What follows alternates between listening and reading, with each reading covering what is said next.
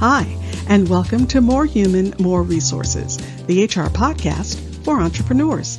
I'm Vicki Brown, your host and CEO of Vidamaneo Enterprises.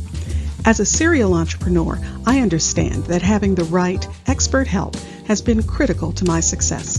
That's why I'm dedicated to telling you, in plain language, what's going on in the world of HR that might impact your business and what you need to do about it, with real actionable tips to help you master that list of must-dos and grow your leadership muscle. First things first, the information contained in this podcast is provided for general purposes only and is not to be considered legal advice. Your decision to adopt or not adopt any practice or procedure mentioned in this podcast is solely yours, and we bear no responsibility for the outcome. We urge you to always consult legal counsel and other appropriate licensed professionals.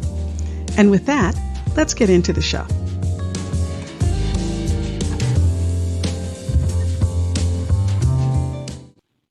You're listening to Season 2, Episode 16. You know, getting notice that an employee is pregnant can open up Pandora's box of questions for you.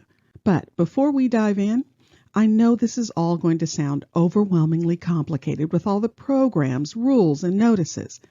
Well, to make it all a bit easier, I created a free pregnancy leave resource kit with all the forms and notices you'll need.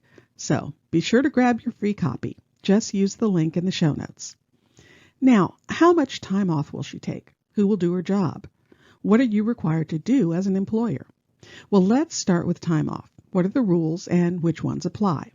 Well, in California, there's an alphabet soup of leave programs that can come into play with pregnancies. There's Pregnancy Disability Leave, or PDL, the Family Medical Leave Act, also known as FMLA, the California Family Rights Act, or CFRA, CFRA, Paid Family Leave, and the California State Disability. And all these programs come in one or more of two flavors.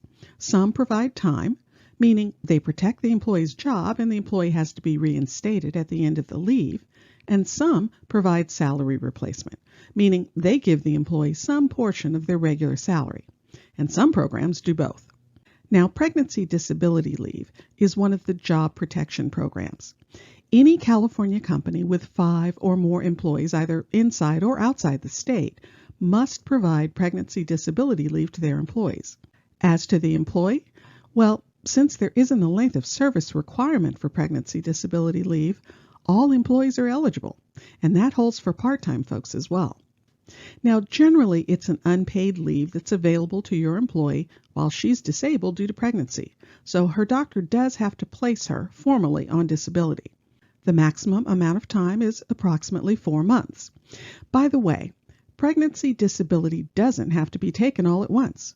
Your employee may take it in increments for things like prenatal doctor visits or morning sickness. Now, if you have 50 or more employees, then you'll also have to consider the Family Medical Leave Act, or FMLA. Now, FMLA is another unpaid job protection program, and among other things, it provides up to 12 weeks for the mother to take care of her own medical condition, like pregnancy, and or to bond with a new baby. One interesting tidbit: when a mother is on pregnancy disability leave, that time counts against her FMLA time as well. There are other detailed guidelines around FMLA, but since FMLA is strictly for larger employers, meaning those with 50 or more employees, I'll leave those specifics to another episode. Now, the California Family Rights Act, or CFRA, is also an unpaid job protection program, and it also provides up to 12 weeks for the mother to bond with a new baby. It sounds a bit like FMLA, right? Well, not so fast. First of all, CFRA isn't just for larger employers. If your company has 5 or more employees, again, either in or outside California, then you have to offer CFRA. Also, pregnancy disability leave time does not count towards CFRA time. So, once pregnancy disability is done, the new mother still has up to 12 weeks to bond with her new baby under CFRA. Additionally, CFRA isn't just for the birth parent. Either parent is eligible for the 12 weeks off, and this includes adoption and foster placement. Now, there are some eligibility guidelines for the employee. They have to have worked at least 12 months for the company in total and a maximum of 1,250 hours in the last 12 months. Here's a quick pro tip. 2021 is the first year California companies with as few as 5 employees have to offer CFRA coverage. So just be aware that there are a number of new notices and forms you'll need to get your arms around. Now, there are 2 programs that provide partial pay for the employee: the State Disability Program and the Paid Family Leave Program, which is also offered by the state and managed by the Disability Office. State disability provides partial pay when an employee is disabled, approximately 60 to 70% of their salary, depending. So, your employee could use state disability during her pregnancy disability leave time, then she would get at least a portion of her salary. Paid family leave offers up to 8 weeks of partial pay, again approximately 60 to 70%, for the employee to bond with a new baby. Now again, your employee could pair paid family leave with CFRA to make sure she has some income during the paid family leave 8-week period.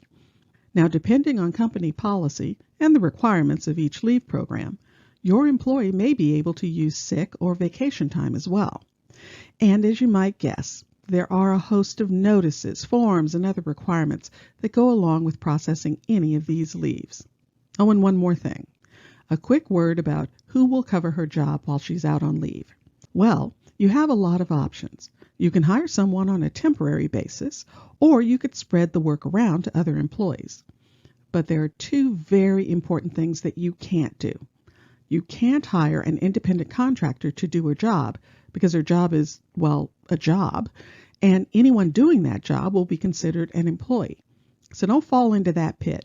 And yes, I have seen a company audited and fined for just this thing.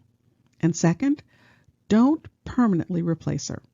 When I said before that a particular leave was a job protection program, that's precisely what it means. The person's job is protected. So when they're done with the leave, they have to be reinstated. And if for some reason you can't or won't reinstate them, then definitely contact legal counsel before you make any moves. If you found this information helpful, please leave a review and tell a friend. Thanks for spending the time. Until next week, same time, same place.